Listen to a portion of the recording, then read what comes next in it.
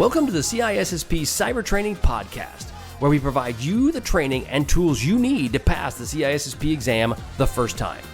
Hi, my name is Sean Gerber, and I'm your host for this action-packed, informative podcast. Join me each week as I provide the information you need to pass the CISSP exam and grow your cybersecurity knowledge. All right, let's get started.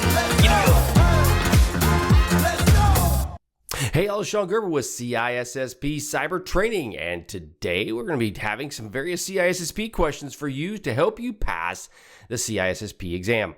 So before we get started, you want to go to CISSPcybertraining.com and you can get access to all of these CISSP questions. All you have to do is just sign up for my email list and you can get access to 30 free CISSP questions every single month. And if you like that, you can try before you buy. If you like that, then you can get access by purchasing my membership or one of the other programs we have, and you can get access to all of my CISSP questions. And it's awesome. It really is. There's my recorded content. You name it, you can get it through CISSPcybertraining.com. Okay, so let's start talking about CISSP questions, and let's get on with question number 1. We're going to be focused on domain 6. And of this domain 6, you can actually also see these at my podcast, the CCT 061. You can get these videos on YouTube, and you can get them through CISSPcybertraining.com. Okay, which of the following is a primary objective of security assessments and testing? A, ensuring compliance with legal regulations. 2, identifying vulnerabilities and weaknesses. C, actually it should have been 2, it should have been B. C, establish incident response procedures. And D, developing security policies and procedures. Okay, so which of the following primary objectives of a security assessment and of testing? A, ensuring compliance with legal regulations. B, identifying vulnerabilities and weaknesses. C, establishing incident response procedures, or D, developing security policies and procedures. And well, when you're dealing with security assessments and the testing, the ultimate goal is to get your vulnerabilities and find your weaknesses. So therefore, the answer would be B. Each of those other areas, compliance, incident response, and security policies, are beneficial for a security assessment program, but they're not the primary objective for them. What is the purpose of validation strategies in security assessments and testing? So again, what is the purpose of validation strategies in security assessments and in testing? A, to ensure compliance with regulatory requirements. B, to assess the effectiveness of the security controls. C, to evaluate the accuracy of the test results. Or D, to define the scope of the testing activities. Okay, the purpose of the validation strategies, basically you're validating the security assessment and its test, is B, to assess the effectiveness of the security controls. Again, that's designed to basically identify unknown vulnerabilities by simulating real-world attacks. And so if you want to basically validate that, you need to determine if it was effective or not. Okay, which assessment methodology is best suited for identifying known vulnerabilities in a system? Again, the question is, which assessment methodology is best suited to identify unknown vulnerabilities within a system? A, vulnerability scanning. B, penetration scanning. C, security auditing. Or D, risk assessments. Okay, so which assessment methodology is best suited for identifying unknown vulnerabilities? And the answer would be penetration testing. Again, it's specifically designed to identify unknown vulnerabilities by simulating real-world attacks. Question 4. What is the essential consideration when creating test data for security assessments? So again, what is the essential consideration when creating realistic test data for security assessments? A, including live production data. B, using sensitive customer information. C, maintaining data confidentiality. Or D, avoiding anonymization techniques. Okay, so what is the essential consideration when creating realistic test data for security assessments? So you're wanting to make sure that you create this realistic test data, but what is the purpose behind it, or main consideration that you want to do it? When you're adding this data, this test data to it, you're grabbing data and you're putting it in there to basically run and see if it works. What is the main consideration you need to keep in mind? And that would be C, maintaining data confidentiality. Okay, so you got using sensitive customer information, that would be an essential consideration. You wouldn't want to do that. You also, including live production data, may not want to do that either. And then avoiding anonymization techniques, you want to anonymize the data, right? So if you're going to be testing, so you wouldn't want that either. The main part was you're dealing with is data confidentiality. That is a bigger, broader brush than just mentioning sensitive customer data. So that it's a kind of a tricky one, because you may bite off on the sensitive customer information, but the real answer is maintaining data confidentiality. Question 5. Which of the following is a critical step in the audit process for security assessments and testing? A, identifying vulnerabilities. B, conducting penetration testing. C, engaging external auditors. Or D, implementing remediation measures. Again, which of the following is a critical step in the audit process for security assessment and testing? A, identify weaknesses. B, conduct penetration testing. C, engage external auditors. And D is implement remediation measures. So again, if the question coming down to is a critical step in the audit process, that would be engaging external auditors. So usually having an external auditor, when you're dealing with auditing, is an important factor. You can do that for internal, but you would want a third party or a third group to do that internally for yourselves. Question 6, what is the primary purpose of continuous improvement in security assessment and testing? A, identifying vulnerabilities and weaknesses. B, ensuring compliance with legal regulations. C, enhancing the effectiveness of assessment processes. Or D, developing security policies and procedures. Okay, again, the question, what is the primary purpose of continuous improvement in security assessment and testing? A, identifying vulnerabilities and weaknesses. B, compliance and regulations. C, enhancing the effectiveness of assessment processes. Or D, developing security policies and procedures. The primary purpose of continuous improvement is C, enhancing the effectiveness of assessment processes. Again, continuous improvement aims to enhance the effectiveness of your security assessment and testing over time. Question 7, what is a common validation objective in security assessment testing? A, compliance with legal regulations. B, accuracy of assessment documentation. C, alignment of industry standards. Or D, development of risk mitigation plans. Again, what is a common validation objective in security assessment and testing? And the answer would be compliance with legal regulations.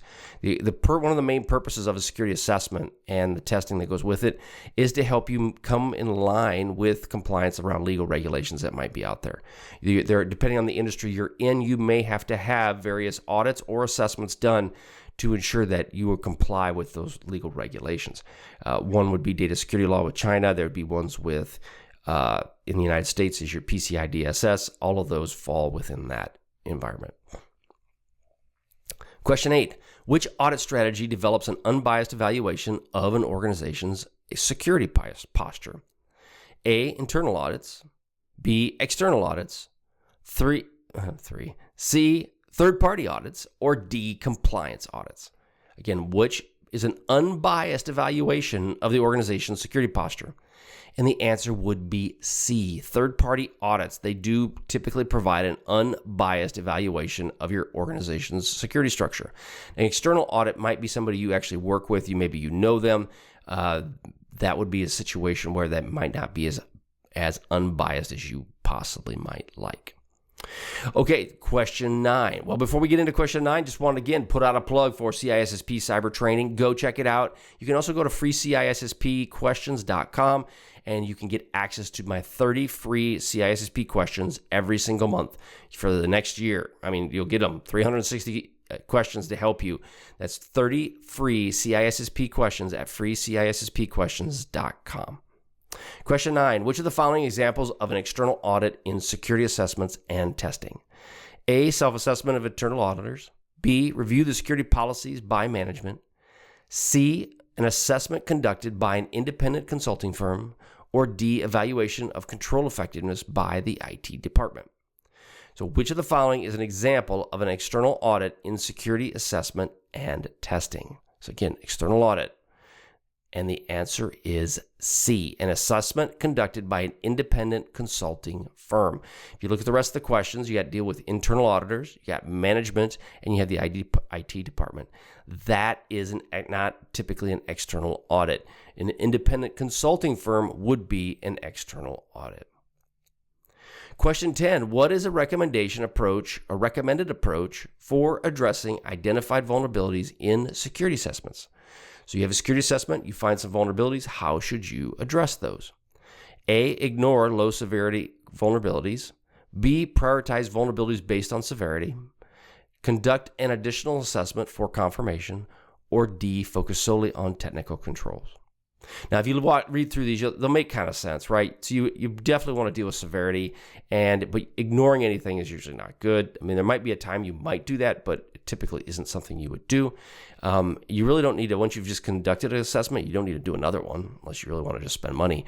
So the answer would be B, prioritizing vulnerabilities based on severity. So again, that's the recommended approach for identifying vulnerabilities in security assessments, is to prioritize them based on the severity and then address them as needed.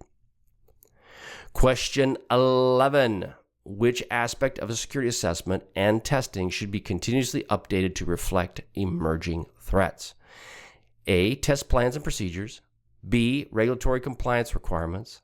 C, security control documentation. Or D, audit reporting templates. So again, which aspect of the security assessment and the test should continuously be updated to reflect emerging threats? When you're basically testing your plans and procedures, that's the threats will change, right? From ransomware to a worm that may roll in to different, you may have a stray backhoe that takes out your network. Those are different. So you may have different test plans and procedures, and you may modify those to meet these emerging threats. Next question, what is the purpose of a performance evaluation in security assessments and testing? A, assess the effectiveness of the controls. B, monitor the progress of the remediation activities. C, evaluate the competence of the individuals involved in the assessment. Or D, validating compliance with regulatory requirements. So again, what is the purpose of performance evaluations? Again, you're doing a review of the person in a security assessment and testing. The purpose of that is that you are evaluating their competence in what they're doing. So answer would be C. So that's the ultimate goal, is that you are trying to figure out, are they the person that will actually understand what they're doing, and are they capable of doing it? Question 13, which of the following is used to validate effectiveness controls during a security assessment testing? What is the method is used to validate the effectiveness of controls during security assessments and testing? A, penetration testing. B, risk assessments. C, security auditing. Or D, vulnerability scanning. Again, which method is used to validate the effectiveness of controls during a security assessment and testing? The answer is C, security auditing, right? Security auditing is a way to evaluate the effectiveness of the controls during a security assessment and a test. Question 14, how can collaboration and knowledge sharing contribute to continuous improvement in security assessments and tests? A, facilitating the exchange of ideas and experiences. B, reducing the need for external audits. C, streamlining the assessment process. Or D, minimizing the need for remediation efforts. So the question is, again, how can collaboration and knowledge sharing contribute to continuous improvement in security assessments and testing? The answer is A, facilitating the exchange of ideas and experiences. That is basically how, when you share ideas, you get better ideas on how to deal with things. As an example, I met with some people in our local community and started sharing some ideas on ransomware and how it may affect the community, and they are taking that advice and they're moving on with it. So there's different ways. By sharing information can really go a long ways in protecting facilities or protecting anybody in general. All right, question 15, the last question, the last melon. Which of the following is a key benefit of external audits in security assessments and testing? So again, what is a key benefit of an external audit in security assessments and testing? A, assurance of regulatory compliance. B, identification of all vulnerabilities. C, cost-effective assessment procedures. Or D, objectivity and impartiality. Again, the question is, which of the following is a key benefit of an external audit in security assessments and testing? A, insurance regulations, assurance of regulatory compliance. B, identification of all vulnerabilities. C, cost-effective assessment processes. Or D, objectivity and impartiality.